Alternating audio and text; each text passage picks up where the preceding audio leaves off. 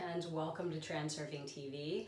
My name is Renee Garcia and this is my video on the round table, or rather your round table. So I was reading something the other day and oh my god, it hit me like a ton of bricks. I was like, this is pure genius. So I wanted to share it with you guys because it's powerful. Now, it might be a little bit disrupting to your life. I will give you a little bit of a warning if you do decide to go forward with some of the things that I'm going to be talking about.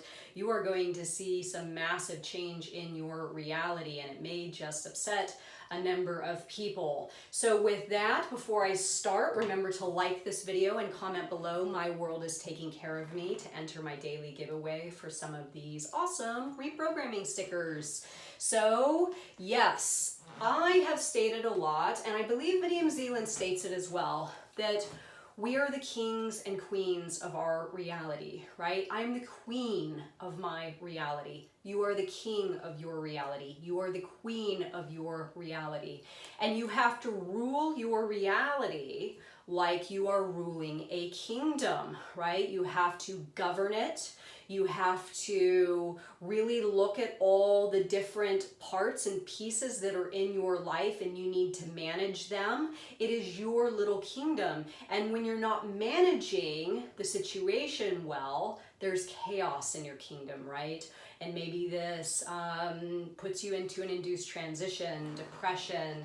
Maybe you don't know where you're going. Maybe you don't feel heart and mind coordination over something, or you've got a bunch of pendulums on you that won't allow you, or you won't allow yourself to break free from living the reality of your choosing. So I think because of the pandemic in the last few months, I've had a lot of messages from people that are very challenged with others in their lives, primarily people they live with, family members, and also spouses and children too.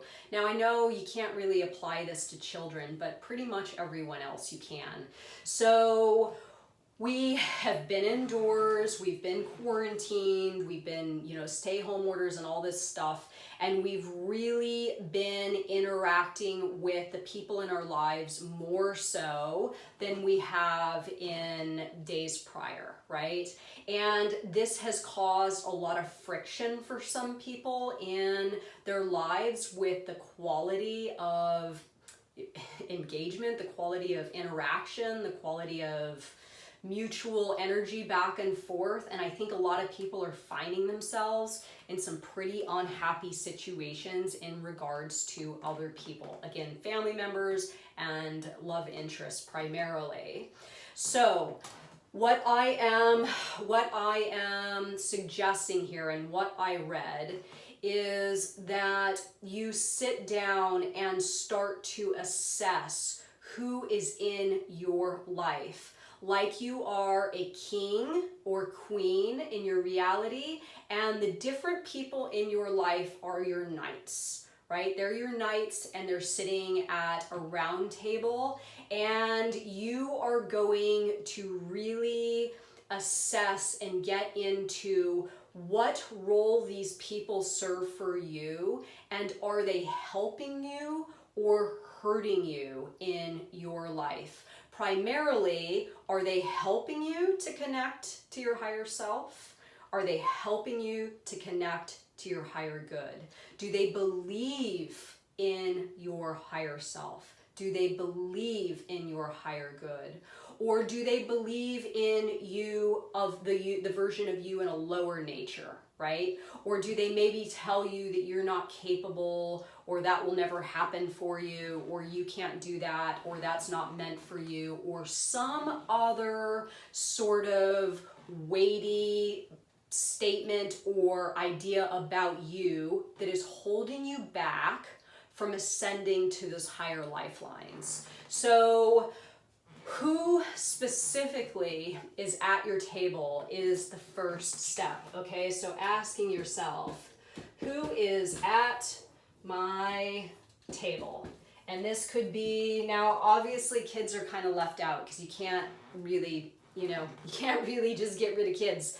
But ask yourself, who is around me every day? Again, friends, family, coworkers, romantic stuff, whoever. Just try to really get down to who you're encountering, who you have to encounter on a daily, that maybe you need to consider not encountering daily or encountering them in another way. And I'm actually going to tell you guys something pretty personal at the end of this video if you're still watching, just to let you know that I put my money where my mouth is, right? I'm actually living this stuff. So again, who is at your table and what purpose are they serving?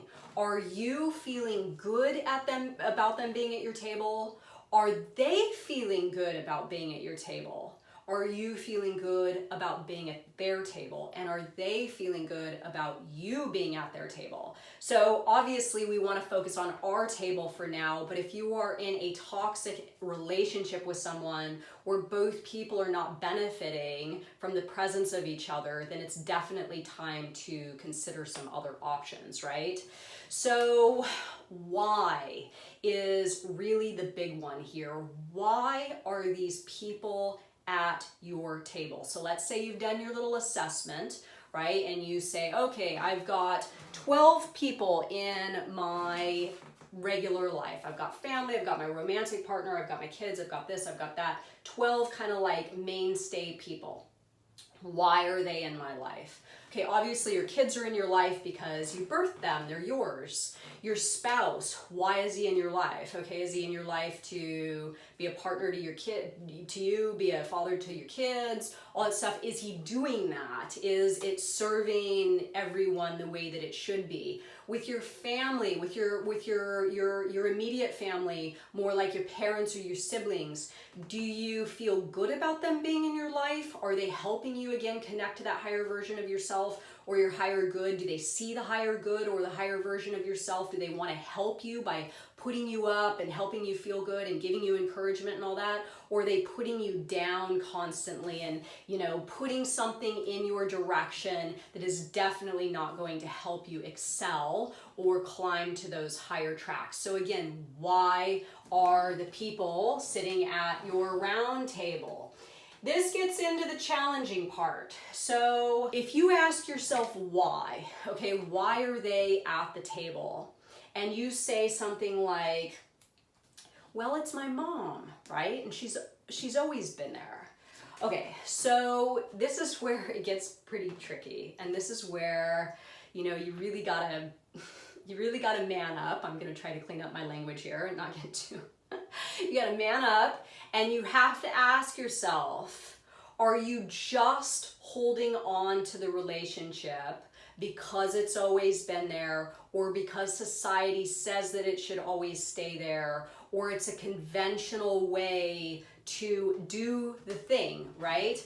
Or if everything was wiped out, if you could do anything you wanted in this world with certain people in your life and you didn't have to worry about what society says, what's conventional, how the others think, right? Or what's going to happen if you decide you don't want them in your reality anymore. So this is about you really, really taking control. And I mean taking control in a way that most people do not ever have the audacity to do. This is a powerful exercise in you truly taking the reins of control of your reality in your own hands, and you saying to yourself, the ones sitting at my table are going to make me feel good about myself, or not make me, right? But are going to believe in me, are going to help me, are going to at least acknowledge or see that higher version of myself just as much as I do. So I actually, and this is super personal stuff, and I'm just gonna lay it out here.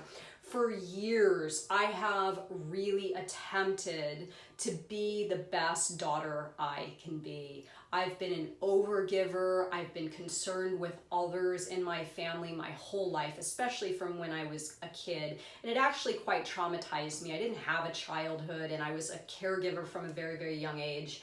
And I just turned 40 last year, right? And some stuff went down. My sister got cancer. Things have happened in my family. And all of a sudden, I realized that I had gone into uber caregiver mode. And I was giving a lot more than I was getting in return.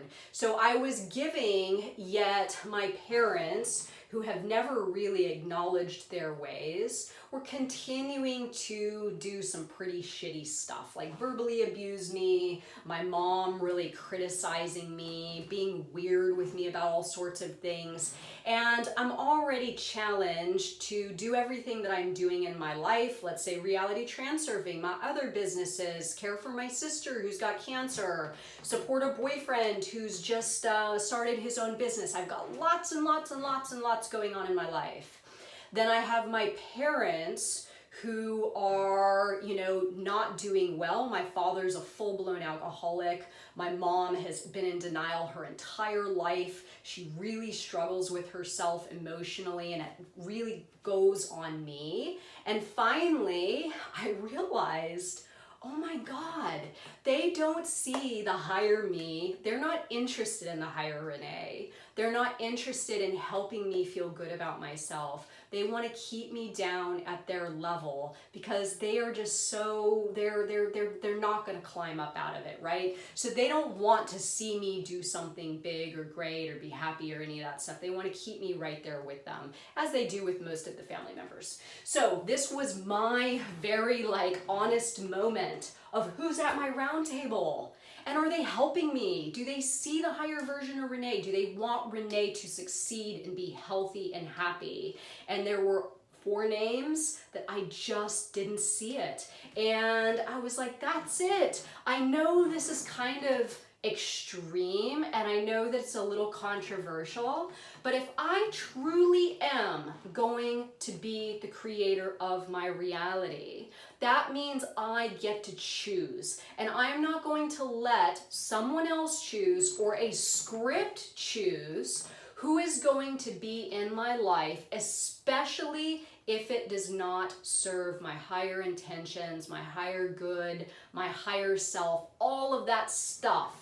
So I got a book that's going to help me through the entire thing, and I am going to cut out a few people that were once around my table. Now, I know everyone, for the most part in my life, and maybe even some of you, are going to be like, oh my God, that's so sad. She couldn't make it work. And this is what I realized with Reality Transurfing. Sometimes with Reality Transurfing can help you to keep things going, and with your inner observer and with all your tools that you know as a transurfer. It can help you, frailing, all that stuff, keep relationships going for sure. But it can also help you in detaching if you feel so inclined to do so, right? If you do decide that you want better or higher quality people sitting around your round table, that is totally your choice. And do not let society, your family, somebody else in your life, whatever, tell you that that is not okay. If you are in a cycle of abuse or a cycle of something that is not good for you, cut it loose. Cut it loose. And Reality Transurfing, just as much as it will help you to keep it going, will help you to detach from it as well. 100%.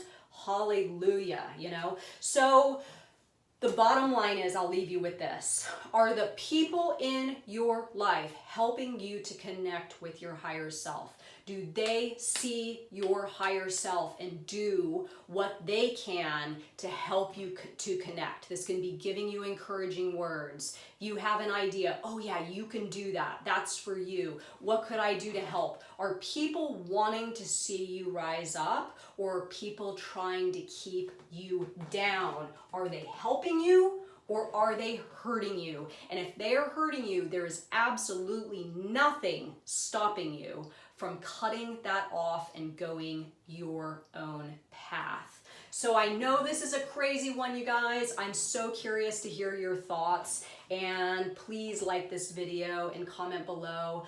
My world is taking care of me, because it is. It absolutely always is taking care of you. And even if you have to do something difficult or challenging in your life, this saying, man, it'll help you see it through. I promise you that. So thank you so much for watching my video, everyone, and I look forward to hearing your thoughts. Bye.